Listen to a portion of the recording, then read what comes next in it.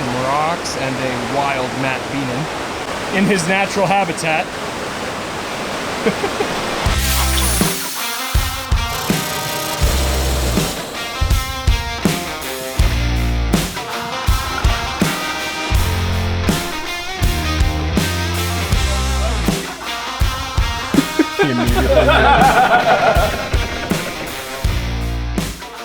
Hey guys, welcome back to Building BuiltRight. I'm obviously outside of our building right now. We've given you a few weeks off of our building move, progress updates, that sort of thing. But we're checking back in because we were basically at the finish line. So we've been waiting for warmer weather to finish the last two steps of the project, which are landscaping and top coating the asphalt. We left the asphalt a little bit low in the fall so that when it warmed up in the spring, which is now, we get a nice clean uniform coat. So we finished the landscaping over the course of the last couple of weeks, and I'll walk you around and show you some of that. And then obviously they're doing the top coating right now. They prepped it yesterday, they're coating it now. And then tomorrow the striper will be by to lay out the parking lot. And then we are officially done. So let's give you a look around.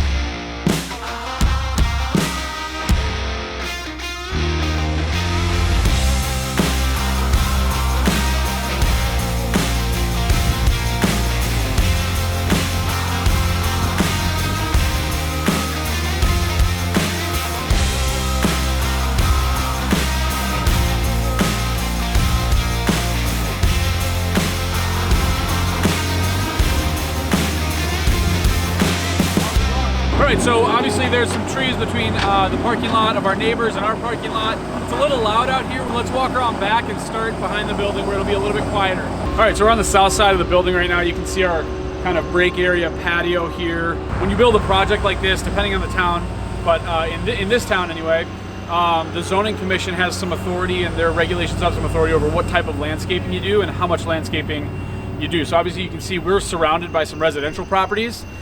So we wanted to go heavy on landscaping anyway to make it so that our building was a nice addition to the area. But ultimately we ended up doing the bare minimum, which was a whole lot of landscaping. So I think our landscaping budget ended up being like $47,000. But there's a lot of trees, a lot of bushes, a lot of plantings, and so on. So down here obviously we have a row of birch trees, and I think maybe some of these are pear trees. No, these are cherry blossom trees. Those are pear trees. We're gonna have pears? I have no idea if they're actually gonna be pears.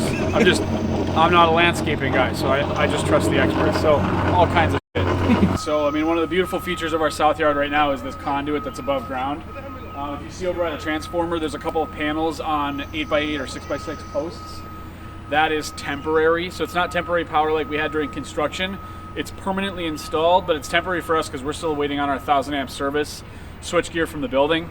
So that'll go right here. We have the back box, but we don't have any guts. Once that stuff is finally arrives, which at this point could be September, we've been waiting, at that point it'll be almost 2 years since ordering. We'll remove all this stuff, patch that in. This was a last minute solution to a problem, which is that it's hard to get switchgear. And thank God we did this. We thought we were it's gonna hold us over for a couple of months. And it turns out it would have almost been a year where the building is complete, but we have no power, we can't work there. So a lot of people are ending up in that situation right now. We're fortunate that we happen to kind of make the right decision. But that is the reason for these two massive pieces of conduit running through the yard. I'm so impressed when he's cleaning the chrome on those wheels right now. Yeah, here, get some zoom going. These guys are extra particular about their vehicles and keeping stuff looking clean. He is detailing the rims mid-job. All their stuff, their equipment all looks brand new. Yeah, no, it's awesome. They do a great job. This landscape, obviously, well, maybe it's not obvious. This landscape looked a lot different when we started the project. So this hill that we're on continued all the way across to the south property line, and it continued out about 30 or 40 feet. So that retention pond there, we had to use, that was part of the area where we did blasting. So the blasting was through the retention pond and up towards the loading dock of the building. So, I mean, the landscape clearly looks a lot different now than it did a year ago. Yeah. But it's almost becoming hard to remember how this was densely wooded and a big hill here because we modified it so much. But the guys did a nice job. It looks pretty natural. Yeah. I think it's going to come in and just look even nicer. So. Oh, it's sweet. But yeah, so we still have this little patch up here too. This is yet to be used, or be a nice little fire pit up here. Although I don't know that that's maybe we didn't say that, but yeah. Maybe it's like a picnic table sort of area. It'll be nice though, either way. Environmental conservation. That's the tar machine. Oh yeah, we'll insert a clip of me f***ing up.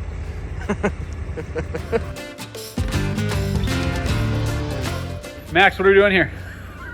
So I walked in the tar outside. Rookie mistake. Combating the creatives, part 2. They don't know how tar works. We don't know tar exists. It's a rather tarry situation out here that Max tried to bring inside. Probably. It's Mr. Liquid on the ground. They're laying asphalt today. It's probably water. But yeah, so what's their process like for the asphalt? So I mean, the office area is on that corner of the building, far down there. So I'm no expert, but what any intelligent person would do is start at the far end and work your way out, so that they're not crossing back over the work that they did. So they're down there at the other end. I'm guessing one of the next things they do might be this little area here, near the dumpsters and the loading docks, and then they'll meet up at the Y and work their way out towards the road. So the final piece, I think the final piece will be that what we have to do, this road is Still River Drive. It's a relatively new road. So to get to the sewer and stuff, we had to cut into the road, run our utilities, and then patch it. But what they like to do so that these roads don't end up like a patchwork quilt is require us to cut out a section of road that is as wide as the road is wide. Okay. And then repave that entire section all the way across. So if you look out there, you can see that it was milled up yesterday and the cars are slowing down because it's a bump. Yep. So my guess is the last step is that they will fill that in. Gotcha. And be done. And then tomorrow, We Do Lines will be here to stripe the parking lot. That's the name of the company? That's the name of the striping company, is We Do Lines. All right, cool. Whatever. They'll be out here to stripe the parking lot and the arrows and traffic direction up there. And then that's it. Sweet. We'll be done. Wow. 53 or 54 weeks after our first breaking ground. So it's been quite a year. That's incredible. But you know, for the scale of the operation, I'd say a year is not much time to get this thing out. Yeah, I mean, it went by fast. It was very well orchestrated, very well organized. I take no credit for that. But I can very easily see how this project could take 2 or 3 years if things weren't being staged just perfectly. There was stuff happening here every day. Yeah. You know, and it took about a year of planning. So it really has been kind of a 2.5 year process. It's crazy. It's been fun, but I'm very ready for it to be over.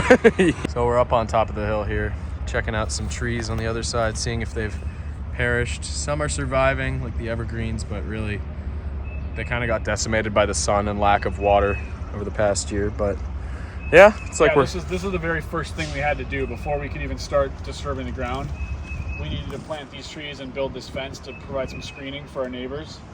And they were basically just not maintained. So the folks that planted them will warranty them and be responsible for replacing the ones that didn't survive. Yep. And then it'll be on us. So it did okay. That fat one right there did pretty well.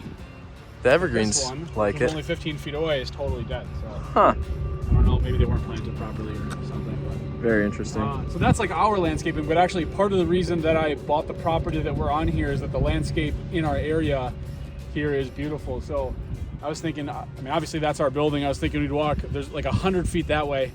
There's a really beautiful park and like a cool river that you can kind of walk on. It's a good lunch spot. So maybe we'll wander that way. Let's go check it out. So we're like, I don't know, 100 feet down the sidewalk here.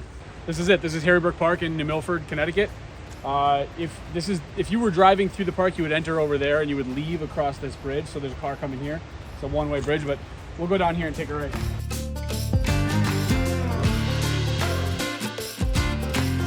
Signs of the vultures. What's interesting too is that we were talking about it yesterday. We haven't even seen the vultures in a minute. Yeah, I don't know what happened there. They're gone. I don't know what happened. We didn't do it.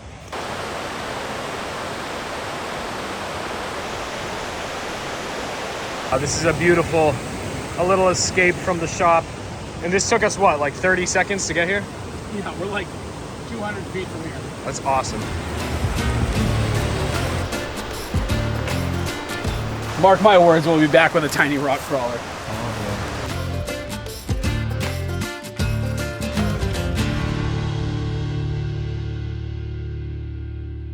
right, and just like that, we are back. This is gonna be such a nice natural fence here. We've been gone for like 10 minutes and they already have this all done, not walking in the tar. Yeah, that asphalt is really even with the curb. So while we're paving, this is the solution to getting pallets to the UPS truck. Bunch of rear seat releases going out. One box. One box. One box? Only guy carrying one box. Dennis saved you, dude. Thanks, man. Nice. Let's see. I'm clean. You guys cleaned off? They're good.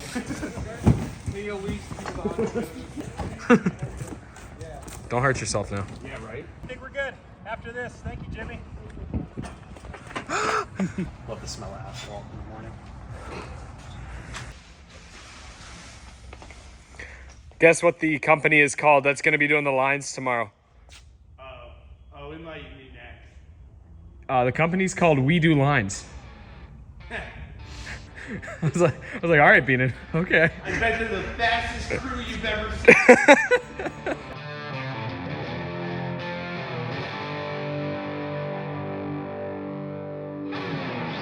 Oh my God, I love your nails. Are they gel? Oh my God, thanks. I just got them done yesterday. Let me know next time you go. I want to go. What, are they looking for food? There's no food. I feel like they're catching bugs or something. This looks incredible. Oh my God. Yeah, this is gonna look so good with grass. I'm excited. And when this stuff grows, yeah, it's gonna look nice. It really balances it out. So Yeah. as long as it's dry, they will come out and stripe this tomorrow. There will be spots through here, handicap spot over there with some cross hatching next to it. These loading zones, we're going to try to not do any marking in them. So we'll just leave them open like this as opposed to the crosshatch lines. Gotcha. 2 handicap spots over there. And then these are all going to be spaces. Cool. Pulling straight in spaces. We didn't have this section with lines before. It was just the lines over here on the first coat. So it'll be a slight change. First time it's been fully striped. Yeah. And then there's going to be a space. So it's kind of interesting. There's going to be 1 parking space at the end. And then it's going to skip 5 spaces. Really? And then there'll be another parking space. Why? I guess. Technically, the computer model shows that a full-size truck, to make the backing turn, needs to swoop into those spaces a little bit. I see. I'm surprised then that we're just going to have one lonely space out there. That's just kind of the way that it worked out. Like they have to swoop into those spaces, but not that last one. All right.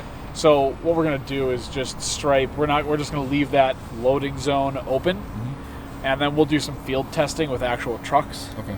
And if they make that turning movement without moving into that space, then we'll just stripe it as normal parking spaces. Gotcha. It's kind of fun to see this because the curb height now is, so they put the asphalt down, and then they did the concrete on top. Yep. Yeah, so they put the asphalt down, and then they lay the curbs on top with like some kind of bonding agent, and then they finish the asphalt. So the curbing is kind of locked in. Oh, gotcha. And is obviously backfilled with landscaping material. So Yeah. And we saw how hard it was to get out the... I was surprised. We removed that bit of curbing between the 2 doors so that it was easier to pull in and out. And I was surprised at how difficult it was for them to remove that concrete. I kind of thought they were just going to be able to like knock it off. Yeah. But they really had to hammer at it. They were slamming it. We'll drop in some B-roll, but yeah. Yeah, really cool.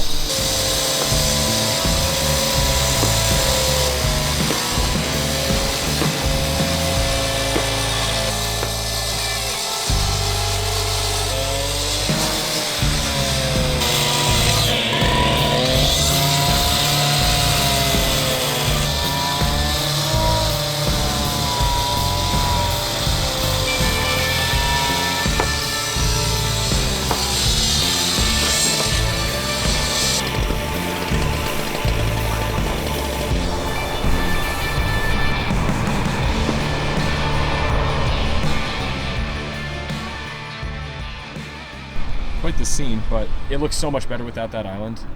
It'll be a lot more It was open. really tight. Like I backed in our trailer the other night. Yesterday because they needed it out of the parking lot. Yep. I would have really struggled to do that before. So I'm really glad we made that decision. So now it's just going to get a natural amount of water. But look at this growth this year. That thing made the move okay. Maybe it likes all the sun out here. It's pretty wild. It liked 53, and it's just a tough tree. Grayson's tree. Yeah, Grayson's tree. All right, so a little quicker video this week. Wanted to give you guys an update on the building process, progress, whatever. There's probably a couple more of these type of episodes in the future as we move into our office space and get things decorated and kind of lived in a little bit. But for now, we're just working hard to get orders in and out the door. Check back in next week. See you then.